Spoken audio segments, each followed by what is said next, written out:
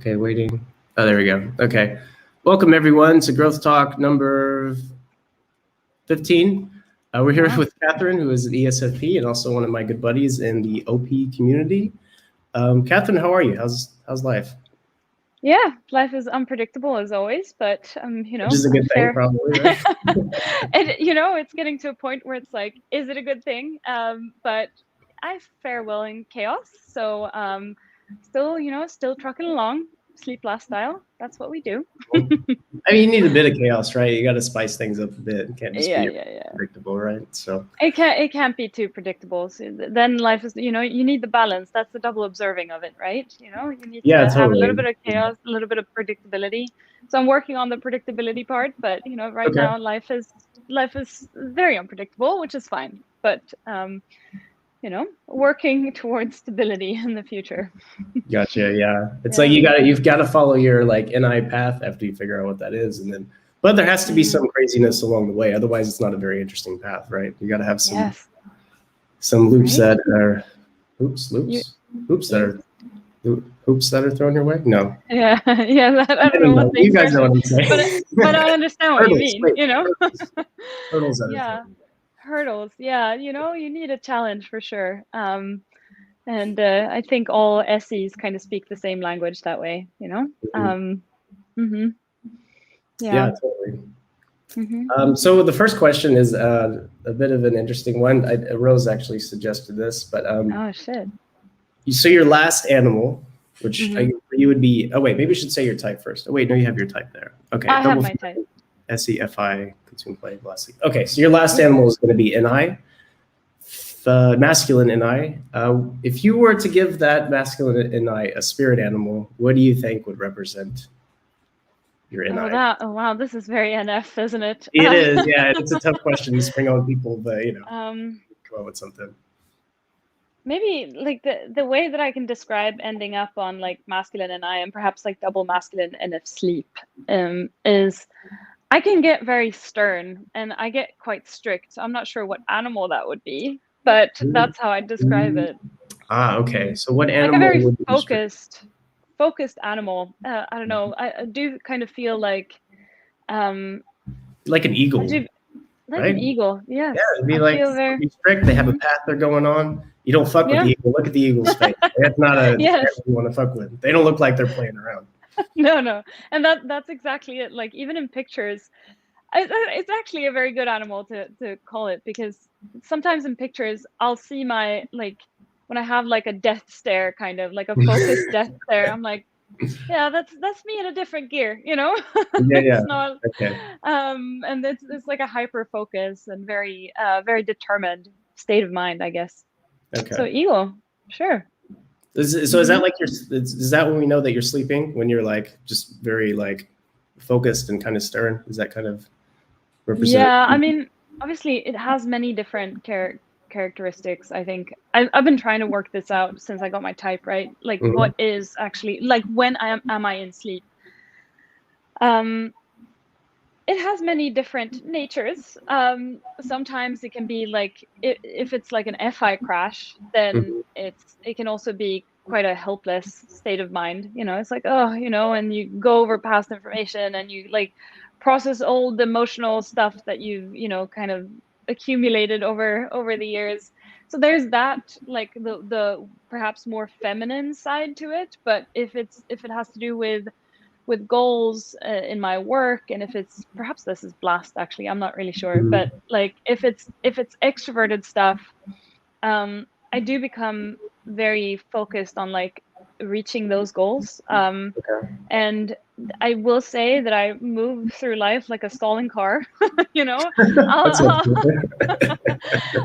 I'll be hyper focused at times and very focused on achieving. So there's the play blastness of it, and then there's the the more feminine side of the sleep blast, which is just crashing helplessly, falling from the skies. So that's the other type of eagle. Yeah. Can you explain what kind of the FI crash is that you mentioned? What does that look like? Yeah, I've been trying to understand what what a sleep last crash is for me, because it doesn't really make sense that I'm DI and sleep last. I of course it does make sense. I am who I am, and there are people of very similar types, but there's a lot of like, perhaps the side of DI that is less described is like, there's so much accumulation of pressure on self, right? Okay. Over time, and for me that can be related to achievements, right? And double masculine sleep is like, it's going to be immovable until it isn't, right? And when you get to that point, when you can stack your introverted functions in the wrong direction ultimately, and you might, like, just because you're FI savior, it doesn't necessarily mean that you know how to make yourself happy. Sure. It's still a learning process. So when I get to sleep last, it's like, there's so much processing of like emotional, outer world pressure, if that makes sense, that I've kind of handled as I go, and I'm like, oh, it's okay, I'll take this person did this, oh fuck it, I'll just do it, I'll just absorb that into myself, and then I get to sleep last and I'm like, was that really fair? So there's usually some kind of like, unwillingness to kind of feel sorry for self. I think that's sleep last in general. Perhaps I should say NF sleep last. And when I do get to that point, there's a huge need to just kind of retreat from the world, and just say no. Say no to people asking for favors. Say no to outer world pressure or whatever. So I don't know. I do see that the DEs kind of handle that slightly differently, because they can always push back on the outer world, whereas I'm not necessarily allowed to do that. Like, I have to. The FI side of it is like, I have to be emotionally stable so that I can do double activated play. Does that make sense? And then once you crash, it's like, I'm so freaking tired. Like, I'm taking care of myself, I'm trying to take care of others, and I'm trying to achieve things using blast. And when you hit sleep, it's like, I am tired. Okay. Am I making sense? Yeah. So it sounds like, well, to me, you can correct me if I'm wrong, but it sounds like you're responsible for kind of keeping your FI afloat so you can do things for other people, blah, blah, blah. But like, your kind of your own path is getting neglected so much that it kind of bubbles up after a certain point. And then you have to really process that and be like, okay, maybe I'm okay emotionally, but like, where am I going? Why am I doing all this stuff? Should I be doing this stuff? Like, what do I really want? And is that kind of what you're talking about? Yeah, I think, something that I've spoken to Akram a lot about, always shout out to Akram, but she said something that sounded pretty brutal in like the ST clubhouse that she was in. But she said, like, as Savior ST, and I guess her and I being very similar types, I very much relate to this, but she said, as double activated Savior ST, you gotta break your own heart and kill your own dreams, and that's what last is so what I'll end up doing when I get to sleep is just reflecting on if everything that I'm doing in the outside world is actually, at the end of the day, coming back to me in my future, right? And it isn't necessarily that. So I do think that there's like a dynamic. I'm not sure if this goes for Crom, but as like Savior DI, feeling as if like my emotions and my emotional well-being is no one else should have to take responsibility for that. That can, and being sleep last, feeling like you always have like an obligation to the outside world. I mean, what it kind of leads to, and the mechanism that I see in myself, is that you get very good at managing your own expectations. So the way that can work is like, if I'm going through life, okay, how do I explain this? Ultimately, it's like, if I compare myself to people that have sleep higher, right, NF sleep higher, and perhaps even the Savior NIs, right, they from my perspective, it seems as if they have like unreasonably high expectations on life and on self and the world in general. So very idealistic in a way, right? It's very idealistic. And from my perspective, being sleep last, it's like, well, if your expectations are set high, you will just be disappointed by life, Sure. So what you do is you lower your bar, right? Okay. And that's the mechanism. It's like, okay, so you just lower your bar for what will make you happy, and you will keep doing that into infinity until it's like, well, of course I'm not happy because my bar is set so low, so everything that I attract and everything that I'm drawn to wouldn't make anyone happy. Okay. So I think that is kind of the mechanism of having double activated ST. I'm not sure if you relate. You have a different decider axis, so it could be a slightly different thing for you, but that is how I see it for my type, at least. And then what happens when you get to sleep is that you have to do so much work to kind of move and just raise the bar for what will make you happy. And that is something that you're unwilling to do because, well, if your expectations on life are high, then you're going to have to work a lot harder to also be happy, So what I'm saying is that, having low standards, it can kind of help. Does that make sense? Am I explaining this well? Yeah. So the bar is, you've set the bar a bit too low on yourself to the point where it's like, we actually can't set the bar this low. Like, okay, come on. Like, this is a bit ridiculous. Yeah. So it sounds like you're trying to go more towards being a bit more on the idealistic side of things, maybe. I think being more idealistic is just having dreams in general. And if you have dreams, then, well, you're able to kind of, you can always improve your life. But if you're living in the cycle of like lead SE, which is like, oh, this is what I've seen so far in my life, this is what I think is feasible and realistic, you're always going to go back to those things that are known, right? Because everything outside of it it's not that it's scary, but there's a risk also in making yourself happier, because the happier you are, the sadder you can be, that's FI logic. So I think sleep last is like, perhaps NF sleep last. I'm not sure if I'm seeing it as much in the other types of sleep, but NF sleep last it's really, it's not a great animal to have last, because you can kind of limit yourself so much in life, and live, a kind of a life that maybe you don't even deserve to live, or like that is less than you deserve. So that's a lot of what I process when I'm in sleep, and I've been processing that over the past year,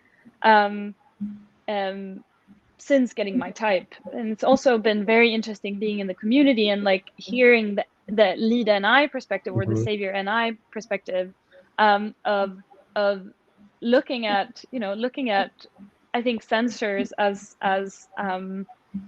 as naive in a way, and especially as at ESFPs as naive. I think we do kind of generally seem to have this like happy-go-lucky stamp on which I do think is true, but I do think it comes from that mechanism of aligning your life to what you see around you, and whatever that reality is, well then then that's what you kind of settle for. So there's a sense of hyper realism to ESFPs that I perhaps are not talked about. I'm not sure. That's true. It's not. But when you have the sleep last version, it's a bit different, right? I mean, you're double activated ST, right?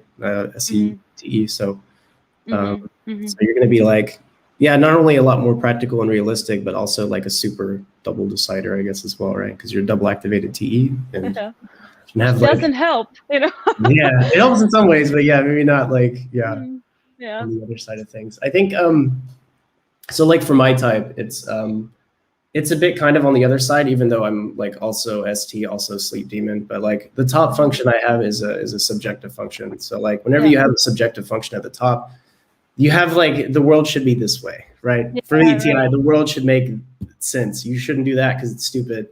This is also stupid. You know what I mean? So for me, it's like I had to drop my expectations a bit, or it's the opposite of what I'm to do a bit, I guess. I think just leading with an introverted function and having access to two introverted functions makes a lot of difference in a person, and it makes a lot of difference for like introversion versus extroversion in general. But I don't know. I've had a few like realizations. I kind of take time studying different types at a time, if that makes sense. And as of late, I guess I've kind of understood leading with TI a lot more. And I had like a moment of realization. I was like, I can see kind of what the world will look like from a lead TI perspective. You call it a subjective function, and I do think it is. But I think that there's, like, if you compare it to FI, there's so many nuances of FI and what people value, because it's such a movable. I don't know. It's FI is ultimately maximum subjective to have as an identity function, right? Whereas TI, perhaps there's a little less of a spectrum, because it is, based on reasons and logic, let's say. Sure. So I mean, I've had a few conversations with people in my life that I think are lead TI, and just hearing what they process and hearing them process the tribe, I was like, of course, I can understand that it looks crazy from a lead TI perspective, because my assumption is that people make emotional choices, and rational for that matter. That's the double decider in me. But from a lead TI perspective, it's like, well, of course, like processing people that make emotional decisions and not really understanding how certain people end up in certain situations, because it is ultimately an emotional course kind of that they've been on, Yeah, that's actually something I've been processing recently, is like, we don't give a lot of slack to people when they do things kind of out of emotions. Like if somebody gets into an argument and they say like something shitty to somebody, we're like, well, that was not the correct thing to say. Like it was like, well, no shit, they were mad. They're not going to say the correct thing, right? You expect them to be perfectly, logical and always consider the other person to, like, you're mad, and then like you express that feeling, and that's like, that's how. Well, it's even how we operate. We do the same thing. Even oftentimes TI criticizes the things that they also do, and don't realize that. But yeah, that's definitely a thing we're trying to process. Like, you made a decision from an emotion that does not compute. It should be logical. But then, you're definitely right about that. Yeah, I mean, and maybe this is gonna sound a little bit controversial, but I was watching the class where Dave and Shan processed that, like, the alpha state of TI is FI. And I was wondering, I was like, why is that? How is that a thing? Oh, I can shed some light on that, actually. And well, let's hear. But yeah. Well, I mean, and this is going to sound, this is not going to sound, SF appropriate, but if you don't have FI, then you will be dependent on other people to, like, choose your will for you, right? And so I do see a lot of TIs. I mean, it's an introverted function, but they end up being of service a lot to other people, because whatever is wanted, they can provide. They'll figure it out. So there is like I don't know. It was a part of TI that I didn't really understand in the past. From like an FI point of view, I mean, I don't think it's a behavior unique to TIs, perhaps, but I can kind of sympathize with what that must be like, having to source F and then, do something to improve on the F situation. Sorry, this is getting, I'm processing in the moment, but. No, you're doing great. Yeah, that makes total sense. Yeah, it's one of those things where, like, your emotional world is deeply linked to other people. And so a lot of times your values and what you do as far as right or wrong are just dependent on how it makes somebody else feel. So technically, if you have FE, you could be doing some pretty immoral stuff just because it doesn't hurt somebody else's feelings, right? Because, like, your values are dependent on them. And so I think, like, having your own FI is kind of grounding for someone with, like, lead TI. You know what I mean? So it's like, for instance, I have a couple of things that are like FI and aren't really dependent on, like, people's like how it affects kinds of people. One of those is just always being on time and stuff like that. It's not for the other person at all. It's just for me. That's just what I do. I can't give you a reason for it. I mean, I could come up with reasons for it, right? But it's just like, this is what I do. I stick to this principle no matter what. Of course, it's, for laid back things where we're like, meeting at a bar somewhere to hang out for, okay, that doesn't matter. But like appointments or interviews or like things like that, it's like, I'm not gonna fuck that up. Which is good. You need to have values that are just standalone and aren't really dependent on like necessarily how people feel, because you could end up doing some pretty fucked up things if you're just going by FE. It's like, well, this person won't know if I, steal their wallet. It won't affect them emotionally. There's no way they can find out. So I'll go ahead and do it. No, you need like an FI that's like, it might not affect their emotional state. They might not know who did it.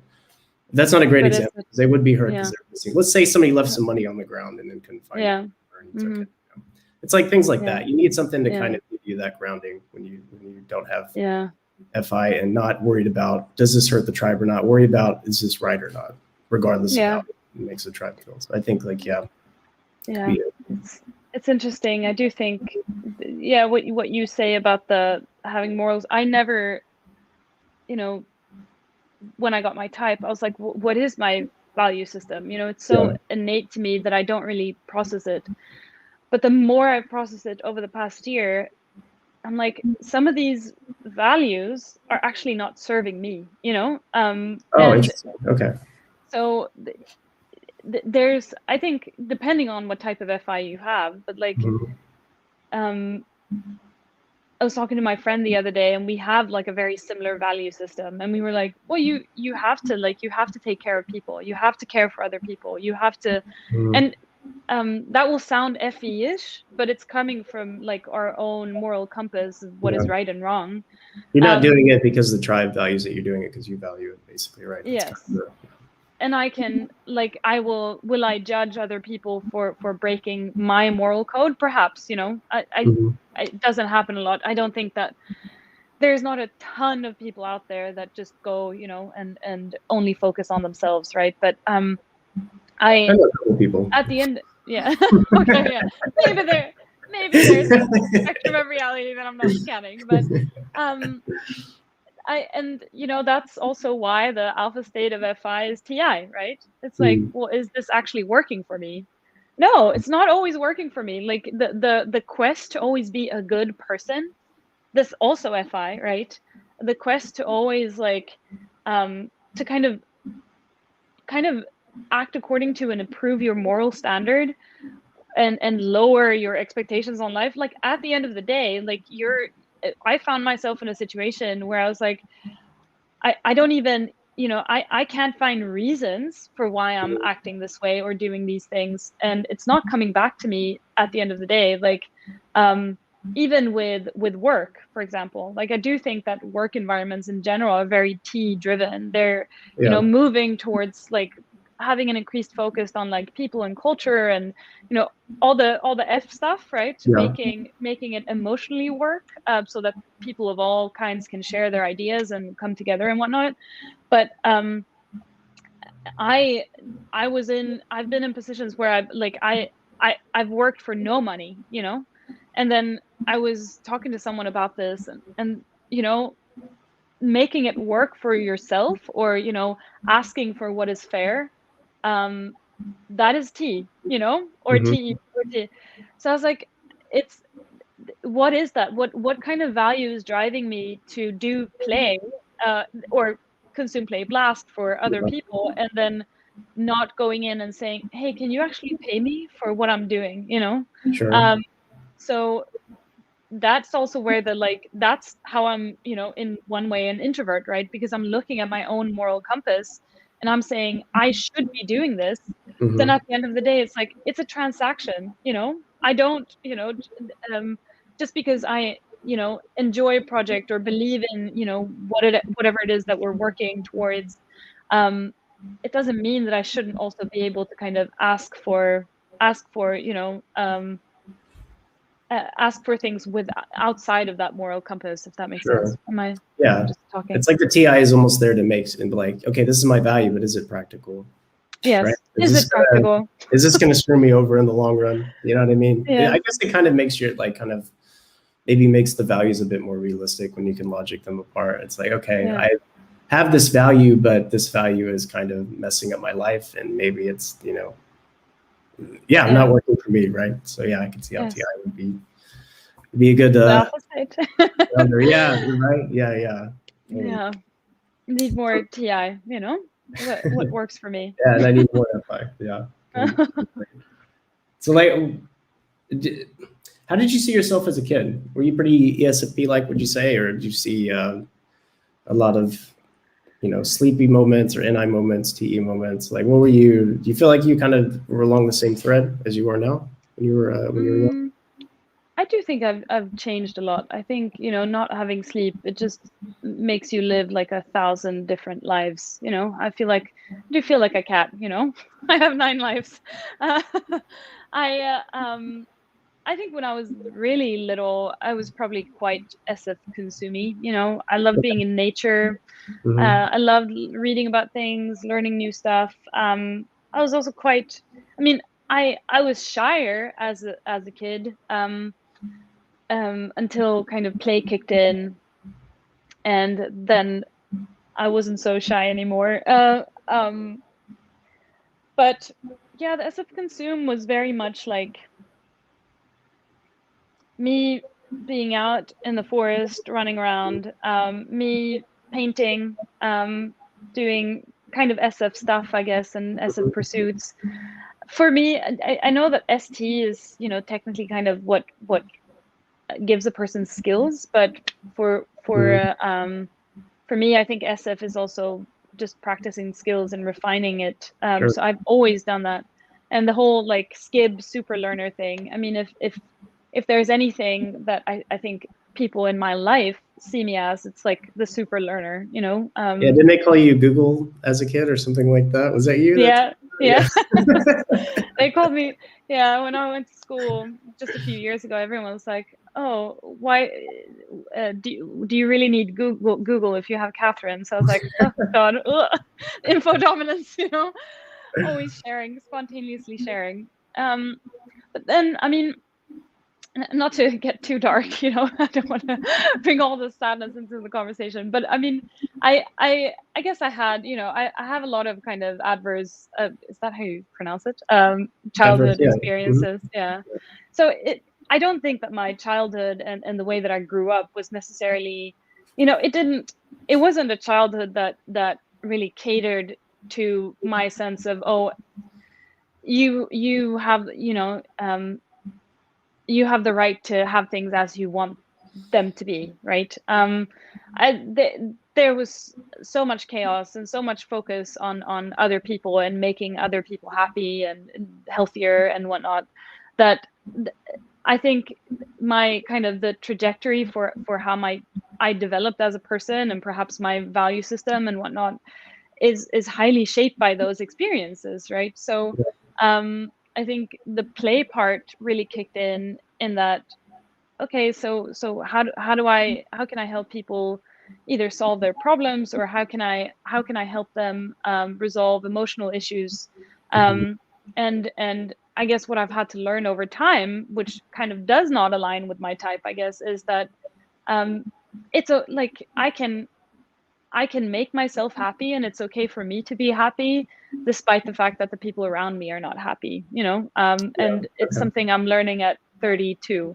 But it's also, you know, I do think that's FI, and it's definitely F in the sense that it's like loyalty towards the people around you and the people that you love. So I would say when things were calmer when I was a kid, I was definitely very SF consume and kind of tried to keep that alive over time, right? But there was such an extroverted focus on other people and so much chaos that wasn't necessarily the main focus. I mean, it couldn't be. So instead, I don't think it was like an FE role or necessarily TE role. It was kind of a mix of the two that I had to just kind of accept and you know, to take care of family and whatnot. So that's where I was struggling to really type myself, because You'd be a hard person to type because it sounds very DE, right? Like yes, the type, it but sounds that's me. creepy. Yeah. But it's also, I think it's also SF consume, because you can also break it down to, okay, so SE is like the situation that you're placed in, and you adapt to that situation. And what is FI? Well, it consumes SE and it stacks it, right? So Yep. whatever situation you're in, I mean, I think being lead SE, you're just hyper adaptable, and you'll be adaptable until you have time to process it and sleep. And for me, that just happened to be when I was like 25, 26. And I Okay. was like, what's going on? And like, why am I living my life this way? But the reason I'm not DE is also, I think DEs have more of a like, there's power in having DE as well, because if you go to other people and they say, you don't have to do this, like the decision is made for you, right? In one way or another. Whereas people would come to me and say, Kat, like, you don't need to live your life like this. And people will still say that, like, you don't owe these people your time, or you don't owe this person your time. But my belief system is telling me that that is the case. And so moving a masculine introverted function, and perhaps like double masculine sleep, is one of the most painful things that you can probably do, because you have to move your perception of self and what your purpose in the world is, right? So I think if I think about SF consume and like that as my autopilot gear, what I've done throughout life to kind of take a break from some of the crazy events that I've been in and that I haven't been able to kind of escape from, is like, okay, so you get to this point where you solve this thing for this person, or this person feels better and you're able to take care of them, and then you get your SF consume break, which is always traveling, right? So it's like kind of leaving to see new places and new people. So I used SF consume as kind of like the updating of self and like catching a break and whatnot. Like I use that as my treat. It was like a treat that I gave for myself whenever I had been able to kind of play blast someone into a better state. So I don't know, I think it was really freaking hard typing myself, but ultimately, like, everything that I'm describing is not coming from like a DE place. It's coming from a DI.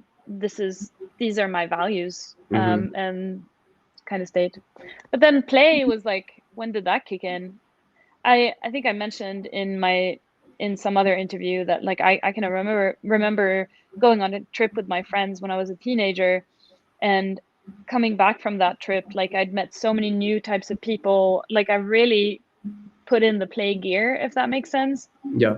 And it was such a relief, it was such a relief to kind of relieve some inner pressure or whatever, and get to see, like, get the DE side of it, which is like, this is how other people live their lives, and this is how I can live my life. And from that moment on, like, play just kicked in full force, and I just started, I never gave anyone a break after that.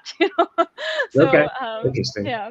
yeah, I think. So you mentioned, I think you said around 25 or 26, that you kind of, you found that, I guess you found your sleep then, or you found that you weren't really, kind of realized like, whoa, where am I going? Where's this heading to? Can you talk about that a little bit, if you feel comfortable with it? I'd like to hear it sounds like your first kind of major crash with that, and would be interested to hear what that was like. Yeah. And it's funny that you ask if I'm comfortable talking about it, like, now that it's processed, for sure, Okay, cool. But I was and that's the funny thing about like Sleep Last.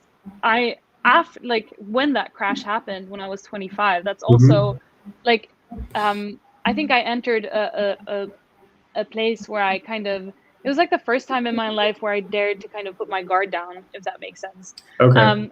I became like a softer person after that. You put your guard down, like, to yourself or to other people, or how do you mean exactly? To other people as well. I think I was a little bit of a hard ass when I was younger, because I think I kind of had to. It was just, a defense mechanism, and that, like, you don't want to,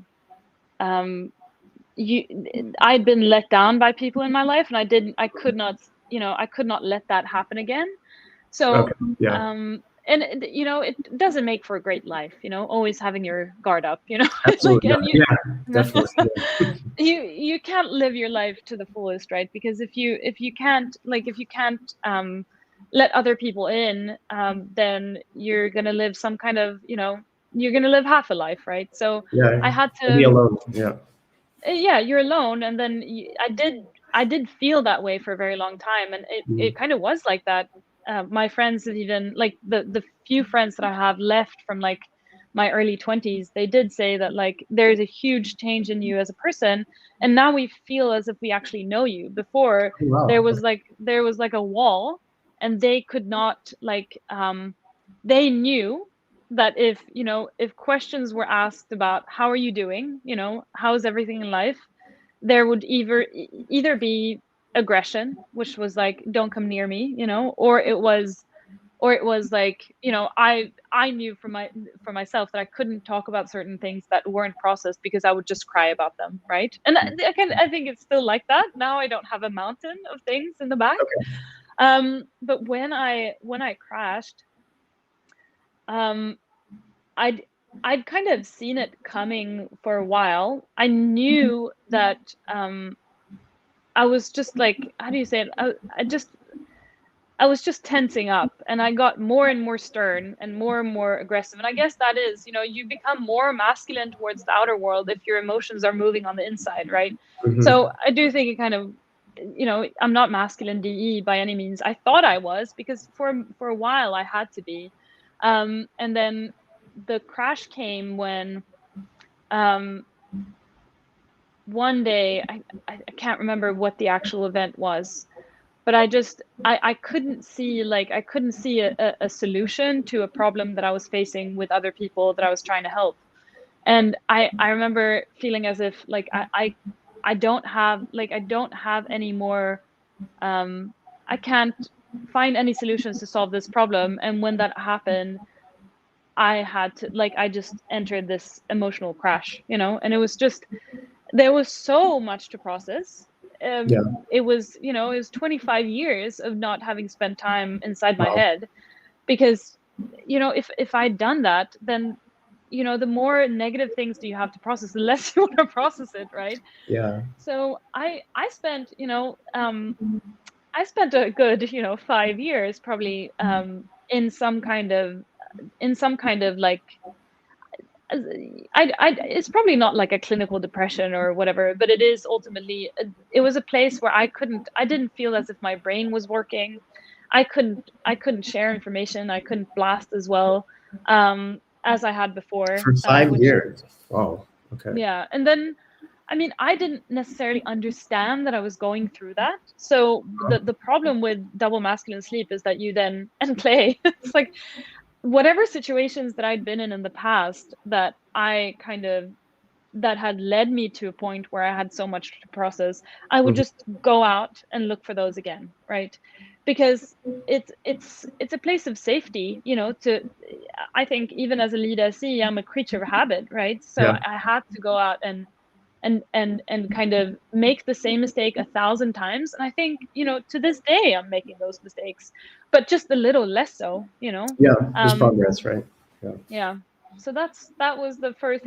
I really did sleep. I don't think I did a whole lot of sleep for 25 years. And now, I notice it in myself that as soon as I have stuff to process, the more I'll play, and it's just saviors, now it's harder to ignore, though. Before I didn't really spend a lot of time inside my own mind, so I could do the things anyway, right? I could still do the ST, and I could still do the NT, but then once I hit sleep, I was like, all of a sudden it's hard to do 4 animals every day, and sleep just kind of took over my life for a bit. But I guess what I figured out is that like there's like with double masculine sleep and NF sleep, it's like there's also like an unwillingness to admit that you're unhappy and to admit that you're, I don't know, to admit that you just need like a few moments to kind of feel sorry for yourself, right? So I think making it more feminine, because I think that is a difference between feminine FI and masculine FI. Is like masculine FI doesn't really want to admit defeat, you know. So just accepting and kind of getting to a place where you're just a little kinder to yourself, you know. Yeah, we could all benefit from that. But yeah. wow, that sounds pretty like scary actually. Like after 25 years to have that realization, and then you go on that 5-year journey of like just being kind of off and not being yourself and trying to figure out. That feels like, yeah, you're just in like some kind of really dark maze, and you're just like, okay, where the hell am I supposed to go? Why am I here? What's going on? Like, it sounds super scary. But then also, like, I think having gone through that, now it's probably going to be so much easier to process stuff, because now you have alarm bells. You're like, yo, you don't want to do this 5-year state again, right? So you better like, yeah, right. Never again, you know. Yeah. I just yeah. And I was gonna ask, like, because you're sleep third, so you're obviously also gonna have similar issues, but then entity sleep has a different nature to it. So is that like a state of productivity for you, or is it rest, or because it's a different temperament? Yeah. Yeah, it's pretty different. What NT sleep is like finding the understanding of things. It's like, so it's a bit less like, it's a bit less about your own happiness and things like that. I just like, instead of just like doing things by brute force, okay, let me understand what the hell I'm doing and what the hell this thing is that I'm like putting a lot of time into to understand what's actually going on. Like if, for instance, if I've used this analogy a million times, so apologize if anyone's heard this before, but like with music, for instance, like, so the way I would normally go about music is just start banging shit together. Just put sounds here, turn these knobs until something sounds good, right? But I need the sleep to actually understand, okay, what is, like, how does music work? Like, what am I turning these knobs actually for? What goal am I trying to get here, right? It's not about like what goal is valuable to me, but like I need to make sense of what music is before I start turning knobs and doing a bunch of crazy shit. I need to know what I'm doing. It's like with music, coming to an NT understanding of what music is, which is not the easiest thing. So for me, a lot of that processing was like, okay, so what makes music actually interesting, or what do people like about it? Which I guess is a bit effy, but like what in my brain says, yeah, I like this shit, right? Like what does that for me? And like breaking it down, breaking it down to like, okay, it's about having understandable sort of rhythmic patterns in music that your brain can process, but within these patterns having some really intricate detail to kind of stimulate like what you're hearing to make it novel, right? So it's like an example would be like so the difference between a bad song and a good song is, if I can compare this to like drawing stuff. So if you have like a piece of paper and you just draw like a spiral on it, just with like an ink pen or something, not the most interesting thing, right? But it is a discernible, easy to recognize pattern, which your brain wants to some degree. But if I were to take that same drawing, instead of just doing like a spiral, I did a million different dots for the lines that make up the spiral, right? So now the spiral is more interesting. This is like what I would consider an interesting drawing, because there is a discernible pattern that my brain can recognize. But within that pattern, there's all this crazy amount of detail that my brain just gobbles up. And that's what my NT sleep came up with for music. Okay, so I have to make something that's not too chaotic, so nobody knows what the fuck's going on, using music theory and stuff like that. But within the individual sounds and the elements of the music, I need to make really intricate, so there's more information being delivered from my brain. So that's like NT sleep. That's, I don't know, so interesting. Sense, yeah, it does make sense. Like it's it's not. I don't think that it's like, oh, FI users can't do that. But like if we're if we're just taking art as an example, it's just more visceral, I guess. It's like what is the emotional kind of, I don't know, backstory, or how do you communicate the emotion through this like piece of art? And it's less about the it's less about breaking it down. I think you can, I think, Sure. obviously Two ways to everyone skin a does cat. everything. Either way, Yeah. Mhm. And I do think that like the different functions can probably produce something very similar, if that makes sense. But it's a different approach to it ultimately. Totally. Yeah, where FIs are not bound by logic in the same way, or not bound. It's a bad word to describe it, but it's just it's not does not break things down with logic as much. I think Yeah. so. I think FI is also logical, but I think I think FI or emotions in general are dealing with something that is a lot less simple. Generally, I think emotions are made up of a lot more information than just like what logic is, and a lot more complex. And so I think emotions a lot of times can be a better response than your logic to something, because your emotions are taking a lot more info and a lot more into that. So like, for instance, for emotions, it's more of a subconscious thing, right? It's something deep down in there. It's not something in your forefront of your brain that you're like, it's clear, like A equals B if C equals, that sort of shit. It's sort of like, so your subconscious deals with a lot more complex information than what would you call the other part? The subconscious and the regular conscious? I don't know what you call it. The conscious mind. But it deals with a lot more complicated stuff. So like, for instance, if I were going to catch a football, which sounds like a simple thing, try to logic that in your brain, how to fucking catch a football, right? So my arm has to be at this angle, and the velocity of the ball is coming this way, and I have to approach it this, and analyze the wind, and blah, blah, blah. I can't do that in the part of my brain. You can do maybe 3 variables at a time, but there's like thousands of variables when it comes to catching a football. There's so much, the tension of your ligaments, all that stuff, and that's done by your subconscious. So my theory is that like with feelings, it's kind of a similar thing, where your feelings are taking in a lot more data, a lot more whatever, and then here's the result.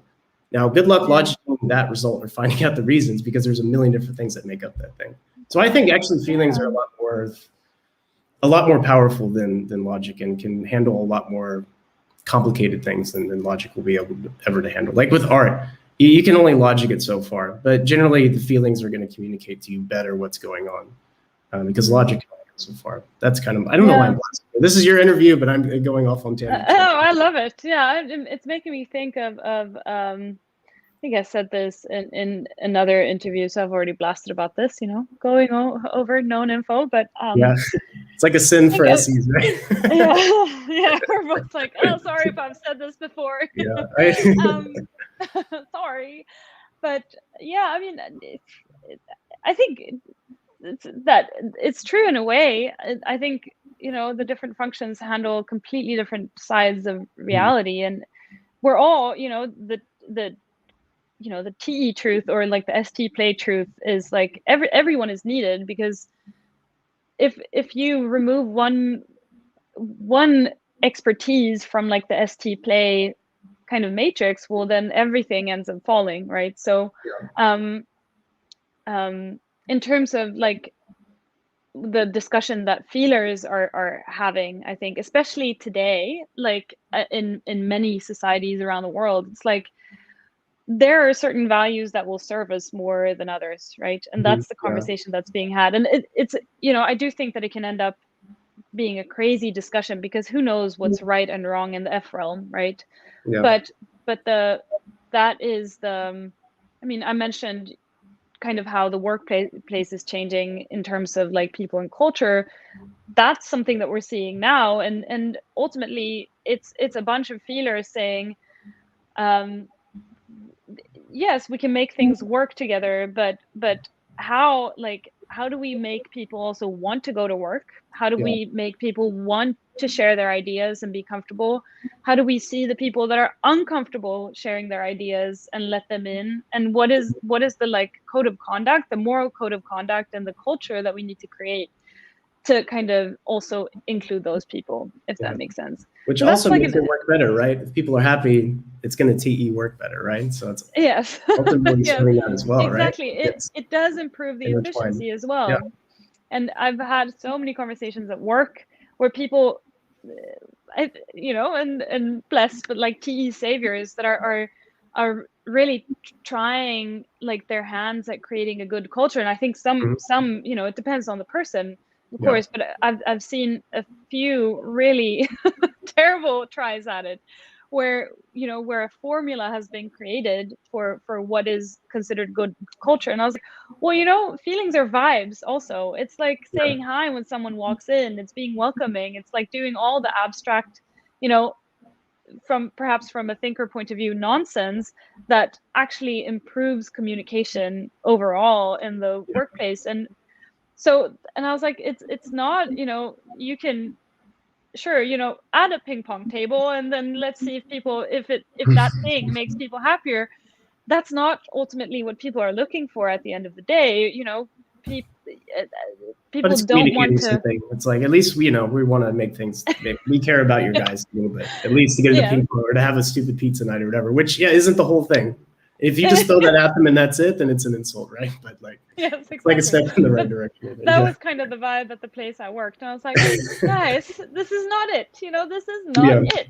The feelings are different. It's something different. So sitting down and having to explain what that is was a fun one. Yeah, I can imagine. Yeah, how do you explain that? You down for a quick question? Our boy. Sure. Yeah.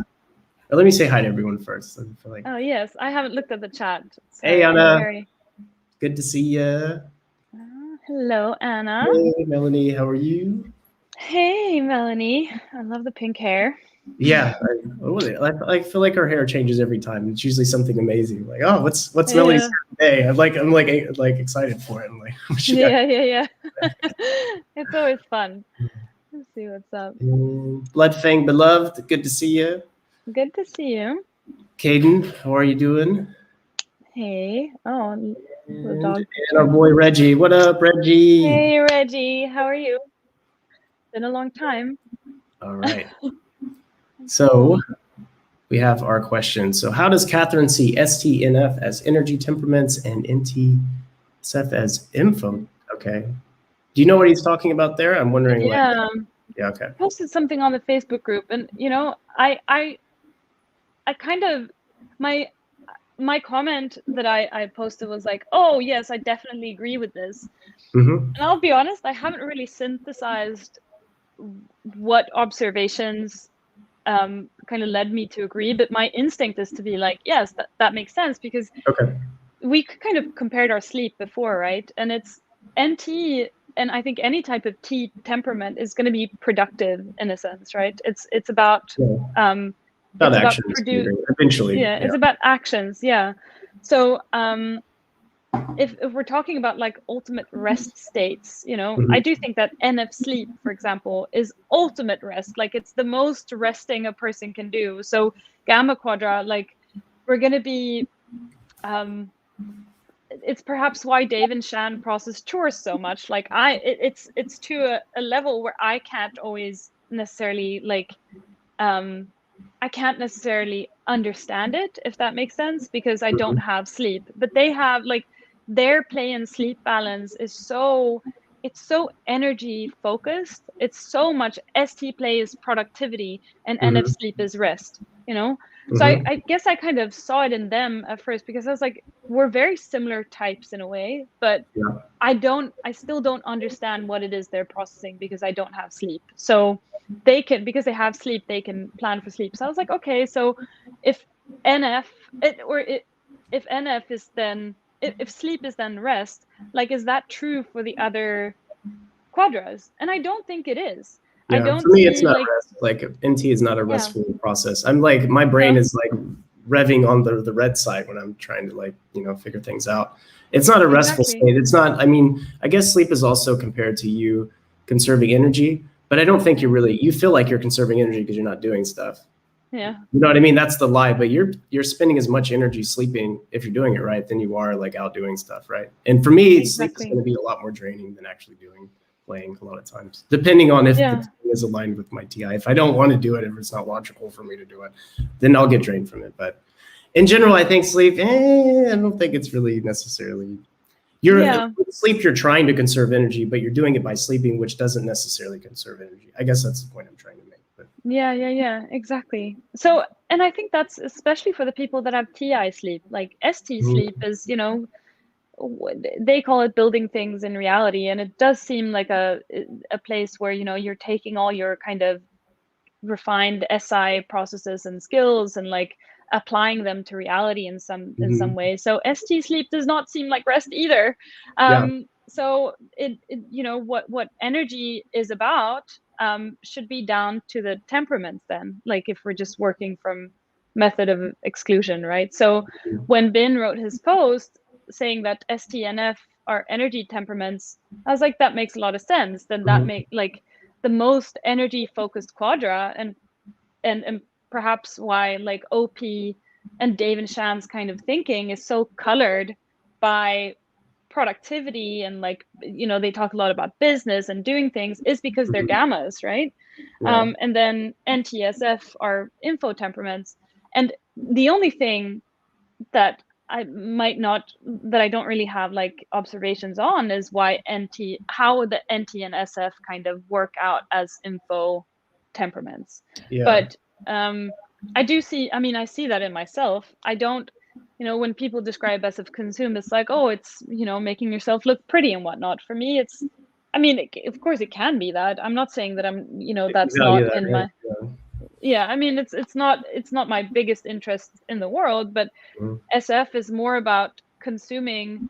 It's updating my worldview based on what I see around me, and like actively looking for information in strange places, and then kind of making something out of that. You know, I don't think I rarely consume just for the sake of enjoyment anymore. You know, it's always gonna kind of be distilled into some kind of last. I'm not sure, but then, you know, so Ben, maybe that answers your question. I'm still working on it, but it does make sense that even for betas is like, it seems very often that the focus is kind of like with ST consume is to kind of like disrupt the tools and the skill set of the tribe in many ways.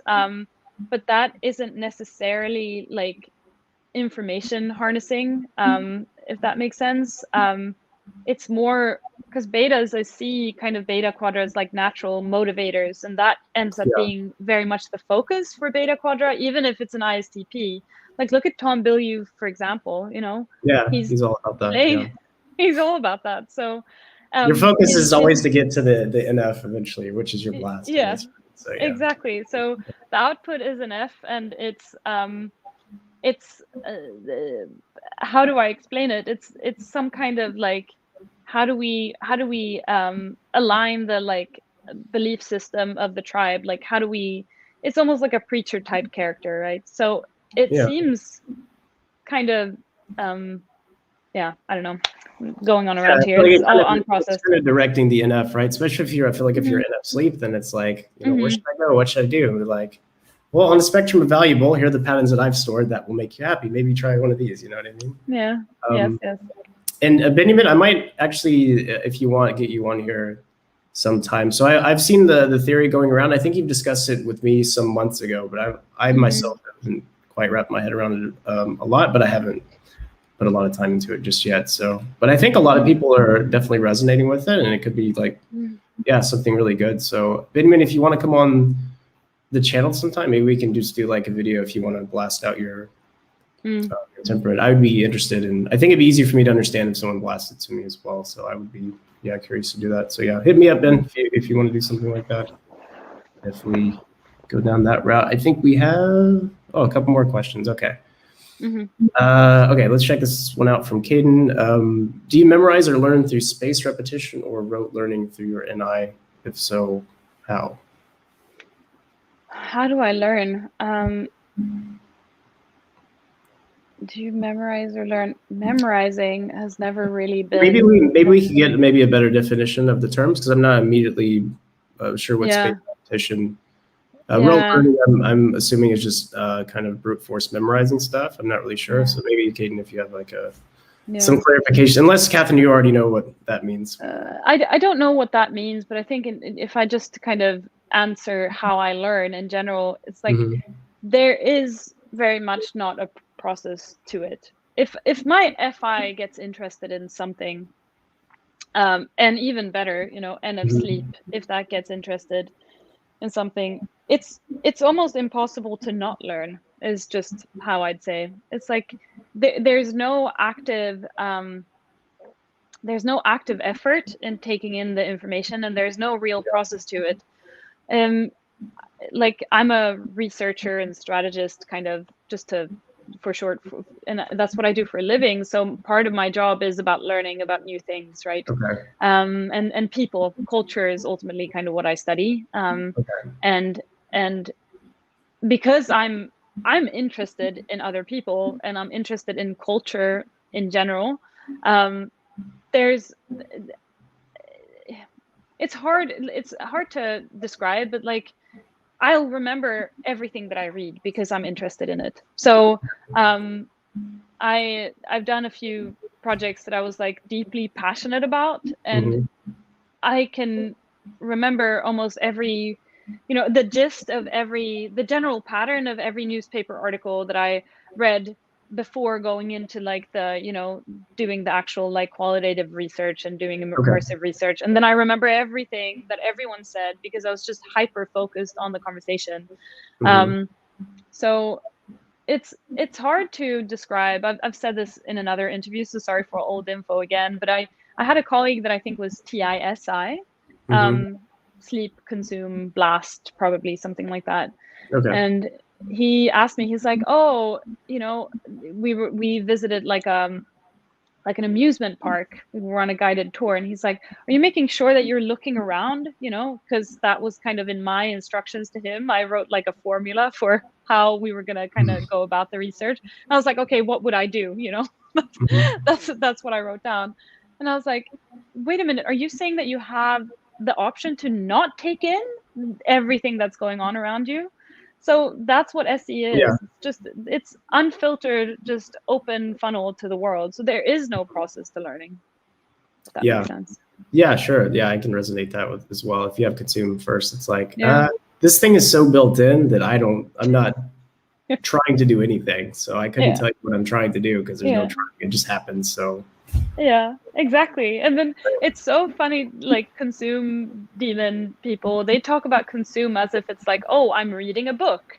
Now I'm actively updating my worldview. And I was like, no, it's just being an open funnel to the universe at all times. Like, you can't shut it off. You have no option to not be open, right? So it's not necessarily about actively sitting down and reading. It's about, in every situation, you're just hyper aware of what's going on, about you're just the world. like a vacuum cleaner that just got permanently switched on. There's nothing you can do about it. you can't do shit about it. You're gonna update your identity whether you want to or not. So yeah, of course. Okay, cool. Caden, thank you for your answer. Okay, so let's. I think there's another question, but maybe we'll save it to the end.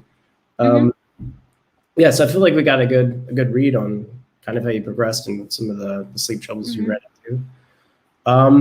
So what about now? Like, how are you working on sleep, or maybe blast, or whatever sort of things you feel like correlate to your growth as a person? Or are there some like ST things that you do, or some NF paths that you've chosen, or how does that look for you? Yeah, I mean, currently I'm kind of going through adjusting my course a little bit. I thought I had a plan, and I did, and that's the hard part about like NF sleep, is like when you do lock onto something, changing your mind about that is incredibly difficult because it's also part of your subconscious, kind of. So I'm currently trying to think more from the perspective of what will work for me. Trying to not be like FI idealistic, and just suppressing that a little bit. I think is like a number one step, like asking for help, putting a little bit more pressure on other people, in the sense that like I can ask for things from other people as well.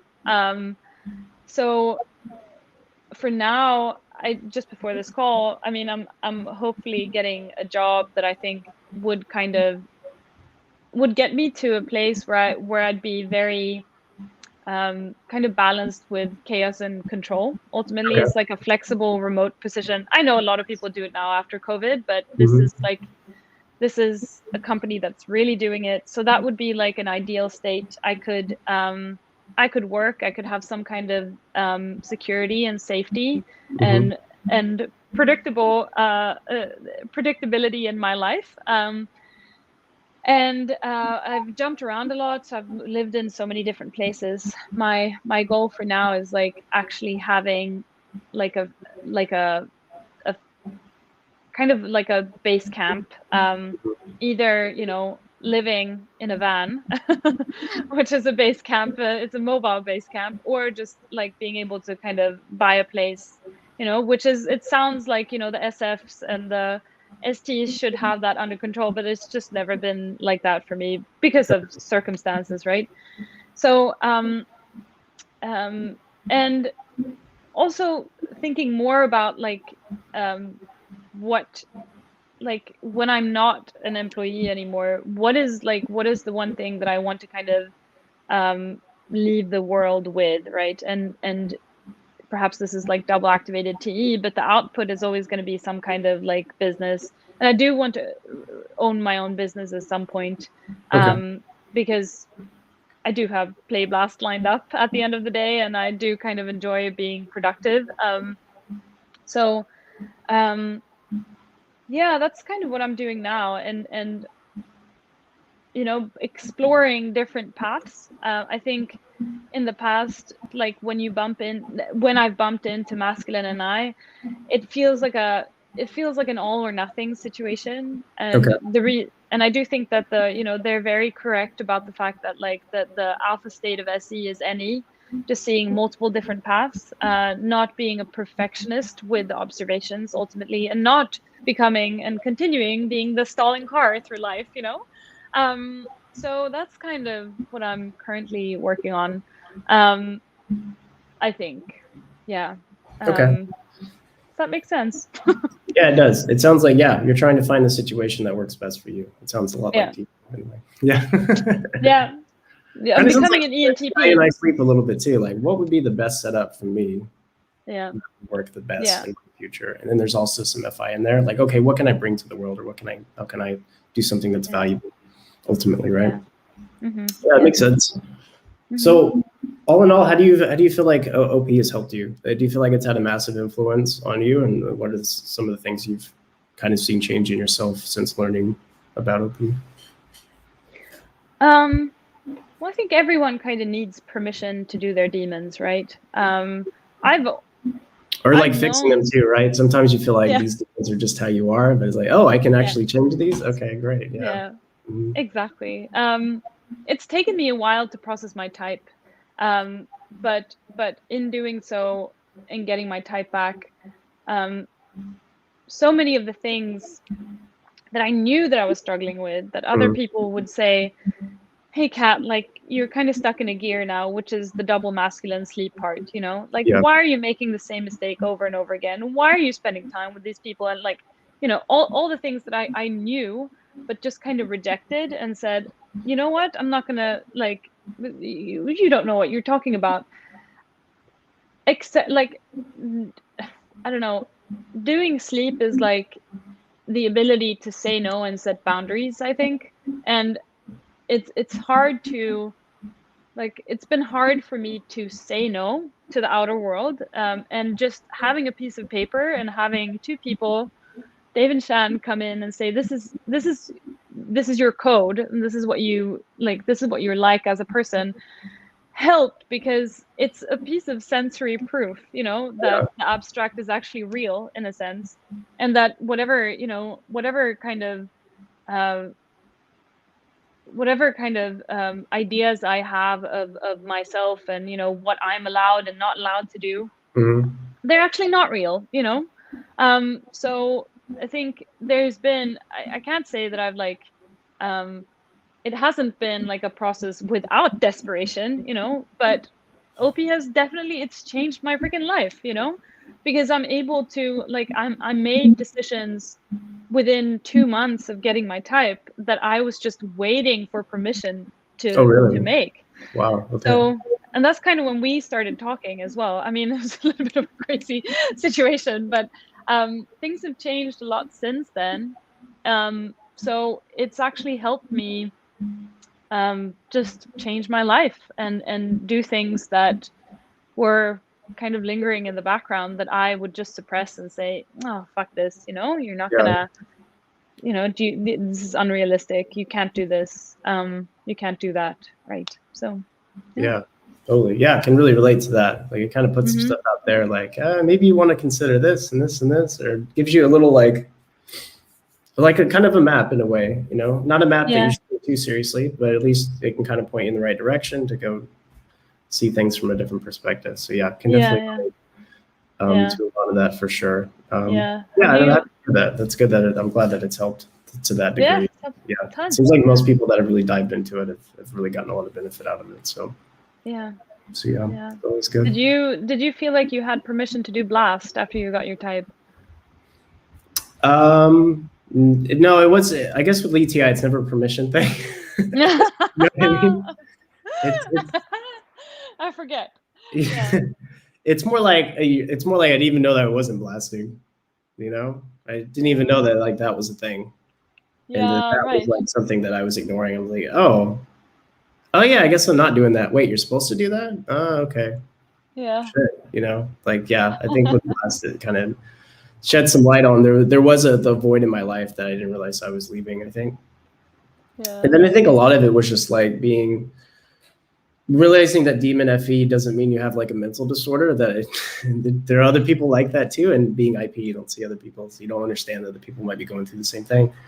So it made me feel like I wasn't like such a weirdo, I guess, and not like that I had some kind of pathology, because like demon FE can really make you feel like you're just like a sociopath sometimes, you know what I mean? So I don't know if other lead TIs can relate, but I definitely was really hard on myself. But like, why don't I care more? Or like, why don't I feel more stuff? Like, I feel like other people do, and I feel like I'm just kind of like a fucking computer sometimes, But like that helped me like realize like, okay, not only is this a normal thing, but you can work on it and it can change. So I think like, it was kind of like an NF motivation. I feel like in a lot of ways for me. It was a whole thing.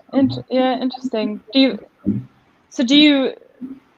Do you find that you've been able to work on FI then since you got your type, or is that? That's something that's been happening recently. I think I've really discovered a lot of like how powerful that can be, and that you really have to have that no matter what type you are. You have to have that in your life to some degree. So I'm trying to like find out, okay, like what are my, like, as far as things that I like and dislike, and like it's not really too difficult, but like as far as like values that govern my life, it's like, I think like, oh, I don't care about values, like just whatever doesn't piss people off, I'll do that, but it's like, no, you need to have some things, because these are deeply tied to your emotional state and your happiness, and you can't just rely on other people for like your emotional state, because that's chaos, right? Like, you never, that's never going to be consistent for you. So so the FI thing is something I've been gunning for recently, especially because it's like supposed to be our alpha state and everything. So Cool. That's really cool. Yeah, I hope it leads me somewhere. It's one of those things where it's hard to sleep process something like that, because my sleep process isn't really doing that, and then I just go full NT, and then that's kind of missing the whole point and everything. So I guess it's probably more about blasting and kind of talking to the tribe about it, I guess. Yeah, I think so. But yeah, we have a couple of I think we have one from, another one from Kate. Let me make sure I didn't miss anybody else's questions here. If you have any questions, guys and girls, please feel free to leave a comment or something in the chat, and we can ask Catherine about that. What was there's another one from Caden here. Do you experience oxytocin as someone with TE? Is it tied to TE or is it tied? I'll let you answer this one, but do you experience an oxytocin as someone? Is it tied to you? I think this is a hard question to answer. I mean, I think I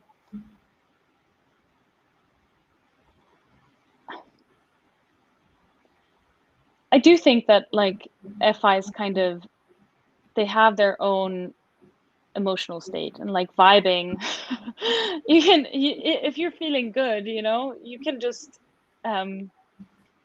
to me, this is like, if I'm in a happy state, if I allow myself to be in a happy state and there are good chemicals in my body, then I can just sit and vibe with that, and think about it, think about whatever makes me happy. And that's oxytocin, right? Or, Yeah, I mean, everyone has oxytocin, so I think it's not yeah, something that you don't. If you didn't have it, yeah. you wouldn't bond with anyone, right? That's sort of like, but like, I think what he's getting at here is like, how do you connect with other people? Is it over TE, or is it Yeah, this is like interesting. I mean, it kind of ties into the video that Dave and Shan posted yeah, on totally. FEs Yeah. and how I didn't necessarily vibe with, how they describe TE bonding. I mean, Oh, really? I Okay. think I derive happiness from seeing the people I love being happy, Okay. And that's not FE necessarily.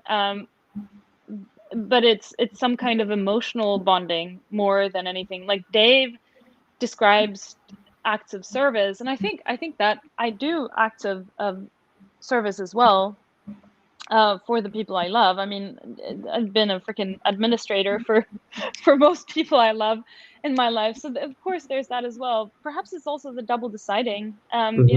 I They're acts of service, and like, if we're talking like love languages, it's like words of affirmation, acts of service, and just being close and spending time with the people I love, I guess.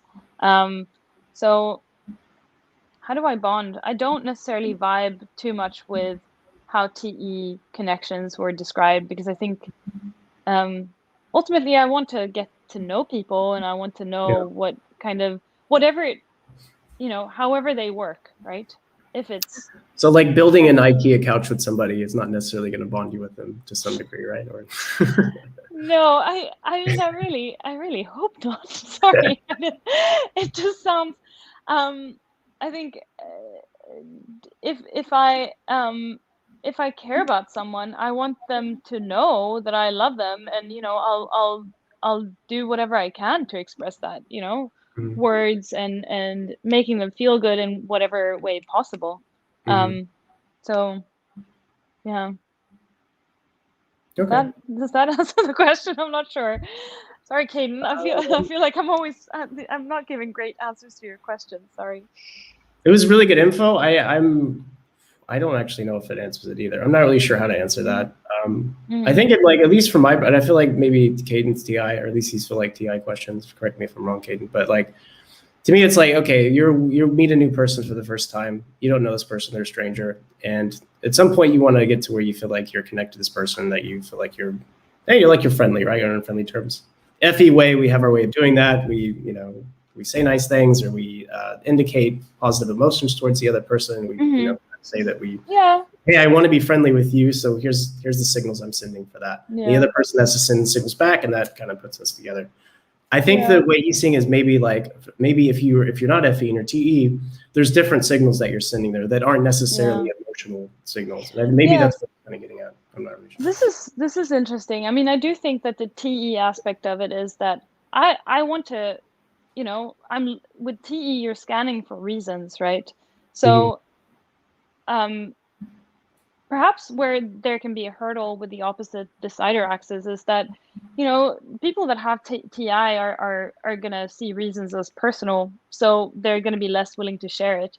Yeah. I'm ultimately looking for that as well, right? Okay.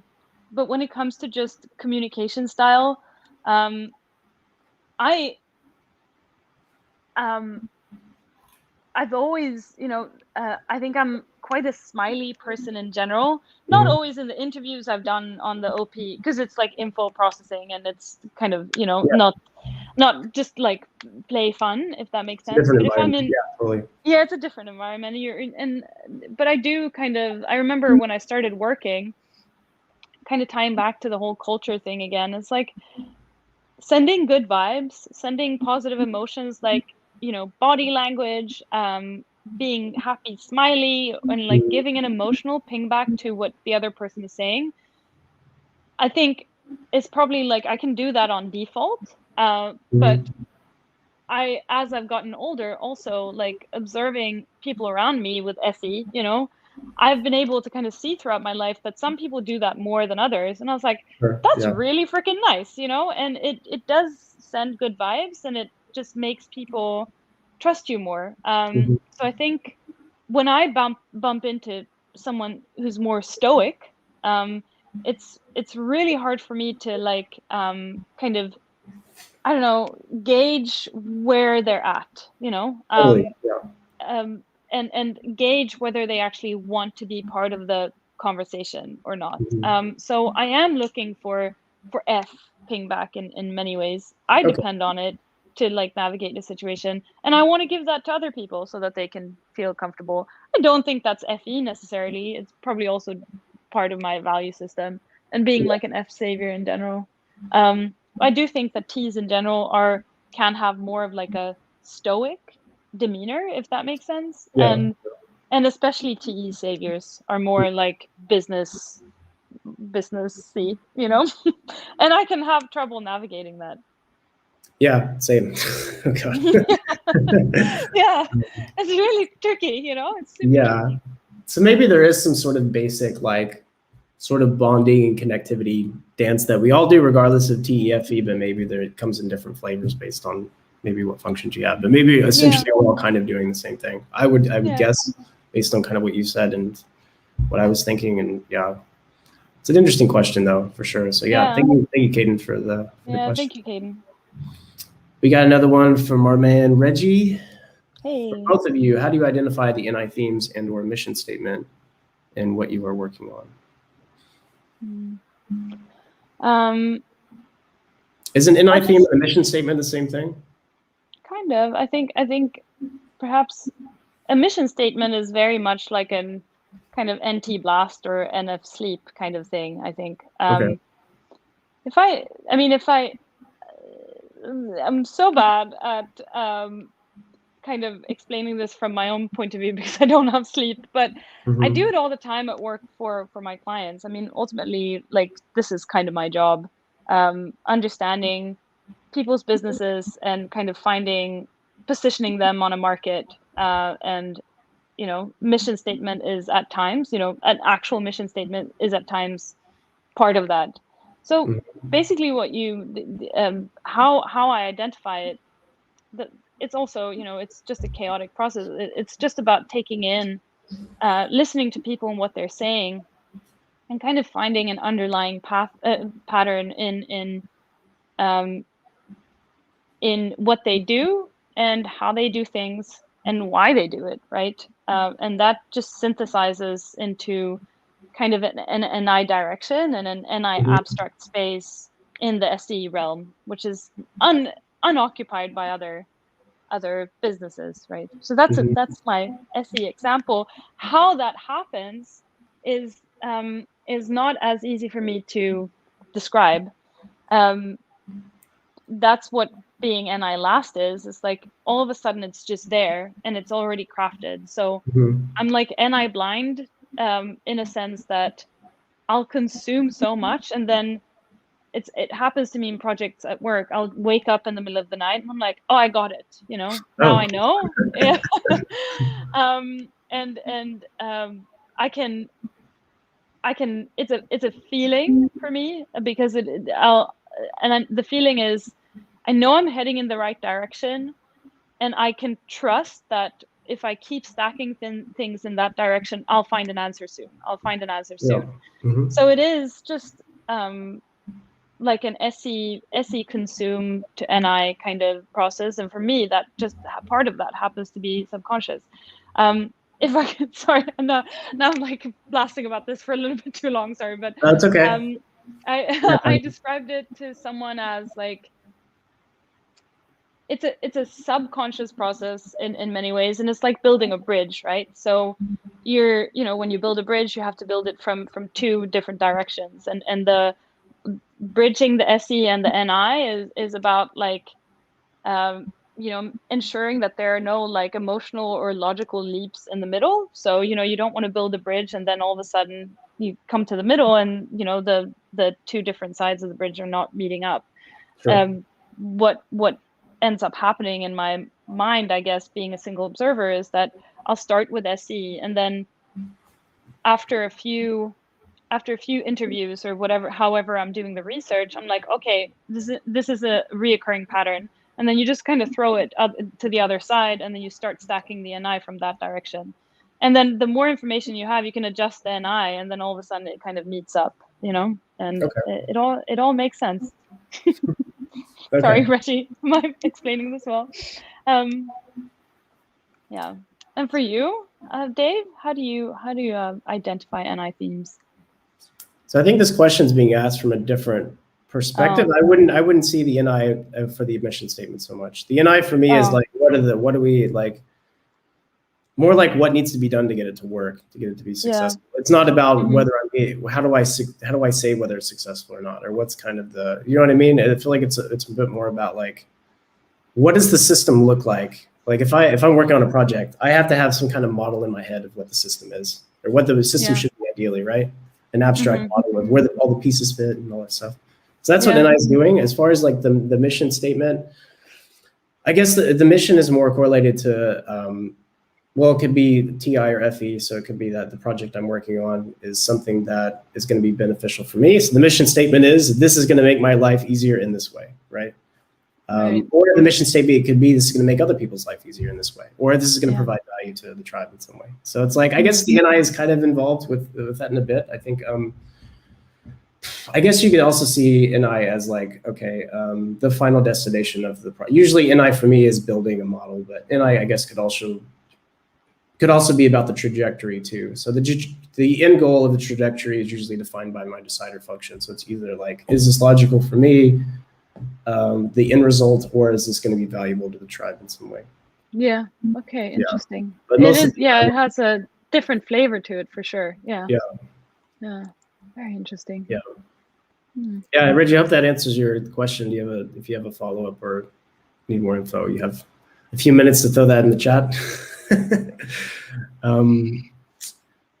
Yeah, so I feel like I think that's it. I think I'm out of questions, but this has been pretty amazing. I think we got a lot of great info on here. Do you anything else you'd like to add, or you don't have a channel, do you, that I can shout out or anything like that? No. I don't have a channel yet. The plan was that I was going to start one, but I keep promising myself and like other people that, but I do think it'll happen, and when that happens, I'll throw the link in the comments. Who knows? Okay. Yeah, I can always update this description, so let me know. If you guys want to see more of her, she's been on Reggie's channel. There's a really good interview there. Skim and Mope, you were on there as well, if I remember correctly. Have you been on Benjamin's channel? Yeah, I've been on Grace's channel. Okay, you can find her anywhere. So yeah, if you want to some more interviews. Slightly different flavor than this one. This was a good one though. I really enjoyed it. It's very I like the interviews with energy DOMs, because they're just less, it just becomes more personal automatically, Yeah, as soon as they're it's funny how like energy DOM conversations are just more, to be honest, there's more exchange. Maybe info DOMs, we end up just processing the outside world in one way or another, so I really enjoyed it. Thank you for having me. Yeah, I did too, and I feel like I learned a lot too. I definitely got a lot better perspective on your type. I know that. And it's just fun to hang out with you in general. I mean, it's generally the NI of that. Yes, it was just a good time, Really enjoyed it. All right, everyone. Hope you've enjoyed watching. If you are a fan of the video, please like. Or if you weren't a fan of the video, don't dislike it, please, because it'll hurt my feelings. But please leave a comment if there's something, if you have a question or something you didn't understand or something you wanted to provide. Feel free. Would love that. Have a good one, y'all. Going to end the recording now. But yeah, Catherine, if you want to stay on for a second, we can do a wrap up, I guess. So, all right. Sure. See y'all later. Thanks for tuning in. Bye. Thank you.